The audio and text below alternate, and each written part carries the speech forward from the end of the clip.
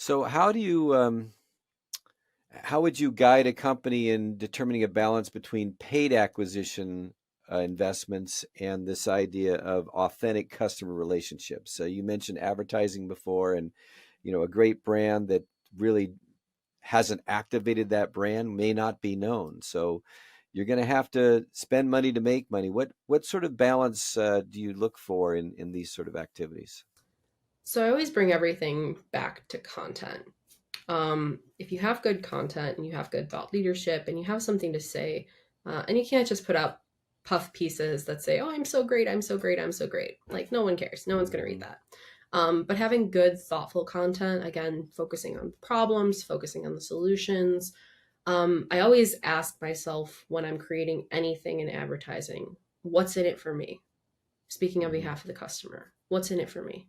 If nothing's in it for the customer, they're not going to learn something, they're not going to do something, they're not going to take anything away from it, then you're not going to get them. They don't care. Like, they don't care if Mhm. you've been in business 100 years. What are you going to do for them? That's the most important part. I like to keep things 50-50, which is kind of ideal, but not always possible, where you're having Mhm. 50% tried and true of what's working for your business based on your metrics, right? So if you've had a lot of success in LinkedIn marketing, and you got the metrics to back it up, focus on that. And then 50% experimentation, right? Because if you keep doing the same thing over and over again, it will get stale, no matter how good your content is, right? And we all know how often those algorithms like to change on us. So you got to play the game, you got to experiment.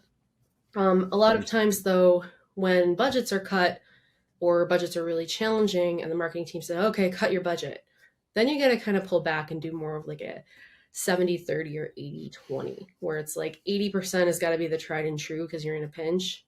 And then 20% Mhm. is left for experimenting, hoping you're going to hit a viral hit out of the park.